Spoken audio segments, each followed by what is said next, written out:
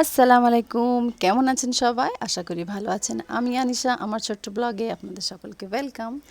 এটা যেটা দেখছেন, এটা একটা স্টুল মতো বানিয়েছিলাম আমার শাশুড়ি মার জন্য, ওনার বাথরুমে ব্যবহার করার জন্য। কারণ তখন তো আমাদের কোমর পায়খানা ছিল না, তো সেই জন্য ওনাকে ডাক্তার বলেছিলেন যে উঁচু জায়গায় বসে বাথরুমে যেতে। তো সেই রকম তো আর হয়নি, তো এটা একবারও উনি ব্যবহার করতে পারেননি।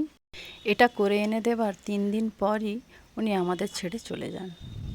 তো এটাকে ফেলে দেওয়ার তো নয়, যেহেতু লোহার জিনিস। আর আমার শ্বশুরমশাই বললেন যে এটাকে একটা স্টুল হিসাবে ব্যবহার করা যায়। তো যেমন ভাবনা তেমন কাজ, ঝটপট করে আমি এটাকে রং করে ফেলেছিলাম। আর আমার হাজব্যান্ড, আমার ননদের একটা দেওর আছে যিনি এগুলো বানান, সোফার উপরে সোফা টোফা বানান, তো তাকে দিয়ে উপরের এই গদিটা বানিয়ে নিয়েছি।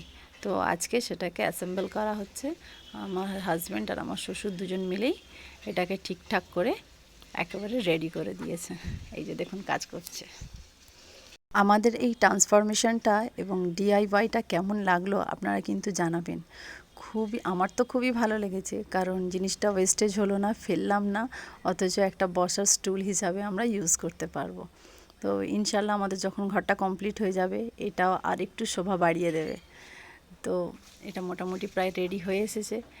দেখুন এবারে কেমন লাগে ফাইনাল লুকটা। এটা হচ্ছে ফাইনাল লুক। ভালো লাগছে না?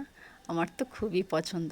আপনাদের যদি পছন্দ হয় অবশ্যই কিন্তু কমেন্টে লাইক করতে ভুলবেন না, আর আমাকে শেয়ার করতে ভুলবেন না। আজকের মতো এখানেই। আল্লাহ হাফিজ।